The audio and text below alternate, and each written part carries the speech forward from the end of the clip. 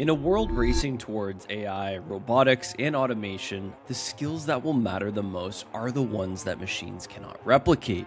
The ability to connect with, persuade, and understand other human beings. Chase Hughes, a behavior profiler, persuasion expert, lays out the exact framework that governs how humans influence each other, whether you're a leader, a parent, a salesperson, or just someone trying to have better conversations. These are the tools that will define your edge. Framework 1, the PCP model. Perception, context, permission. Every act of influence follows a 3-step cascade inside the human brain. P is for perception. Before you can change someone's behavior, you have to change how they see the situation. The key insight: language should resonate before it directs. Acknowledge someone's point of view first, then offer a new one. If you skip the acknowledgement, the new frame won't land. Practical move: at the start of any meeting, negotiation, or difficult conversation, set the frame. Say out loud what this conversation is about and what you're here to accomplish. For example, I'm glad we could sit down and focus on finding common ground quickly. Most people never do this. They let the frame default to small talk and then wonder why the meeting went nowhere. C is for context, and context dictates what behavior is permissible. You get naked every day, but only in front of your shower, not in the middle of your office. Context is why people sat in a smoke-filled restaurant during a fire in 1979 in Manchester, all while waiting to pay their bill while the building burned. No one gave them permission to leave. No one went first. The question to ask yourself: in what context would the decision I need the person to make become automatic? Framework 2 is the child development triangle. Every adult is carrying a backpack filled with scripts written by a child. And these are the 3 sides of the triangle. The friends. What did you have to do as a kid to make and keep these friends?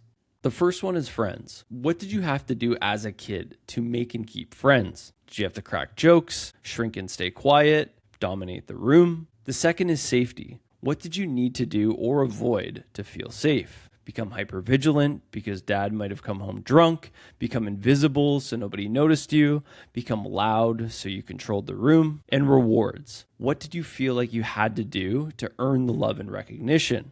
Bring home certificates, perform publicly, only get attention through achievement.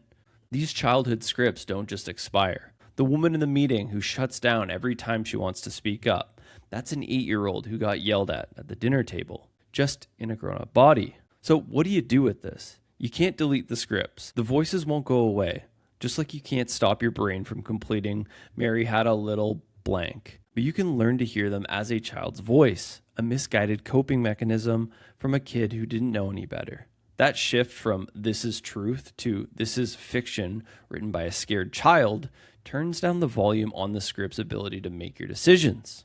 And the third framework is identity. The master key identity is the single most powerful lever in persuasion and self-change. On others, the technique called negative disassociation works like this. You make an observation about the world that sounds true, and the listener silently agrees. They're not the negative thing you just described. It's amazing how many people are so closed off and locked into rigid beliefs. The person nods. They've just made a covert "I am" statement. I am not that. I am open-minded. You've hacked into their identity without ever having to talk to them directly. On yourself: I'm going to go to the gym tomorrow is weak. I am the kind of person who goes to the gym is an identity statement, and it's vastly more powerful. If an Olympic athlete woke up at 295 pounds, they'd set world records for weight loss, not because of the motivation or discipline, but because "this is not me." That cognitive dissonance is the most powerful engine of change there is. And that brings on the power of pre-commitment. Researchers went door to door asking, "Do you support safe driving?" Everyone said yes. They put a tiny sticker on their window. 1 week later, 85% of those people agreed to put a giant ugly sign in their yard, compared to the 1% of people who were just asked cold. A tiny agreement about who you are cascades into massive behavioral shifts. Framework 4 is about micro-compliance. The wedge: this is how hypnosis works. This is how social media hooks you. This is how cult leaders recruit. Before a hypnotist puts someone under, they make them do 50 meaningless things. Give me your hand, flip them over, look up, look down, spread your feet, face this way. None of that matters. All of it is micro-compliance. The brain builds momentum through small agreements until the big ask feels automatic. And here's the application for self-change. If you're trying to shift your own beliefs or behaviors, don't start with the hardest thing. Start with the tiny, most meaningless wins. Stack them daily. Your brain responds to the pattern of compliance the same way it does when someone else is leading you through it. And framework 5, novelty hijacks the brain. Your ancestors survived because they mistook a rock for a bear, never the other way around. Anything unexpected captures 100% of your attention.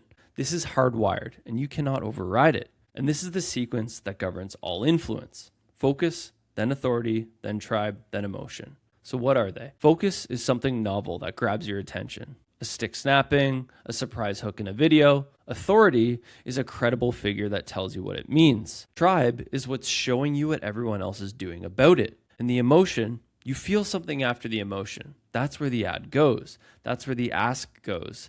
That's where the sales happens. For self-change, rearrange your furniture, change your wardrobe, repaint a wall. Your mammalian brain registers something that is different, and it opens up new patterns. Novelty is the key that unlocks the autopilot. And framework 6, make people feel clever. The most dangerous persuasion skill is giving people 2 pieces of information and let their brain connect them. Local woman reported missing. Neighbors saw her arguing with her boyfriend earlier that day. Details after the break. They never told you what happened, but your brain assembled the story. Because it felt like your idea, you can't resist it.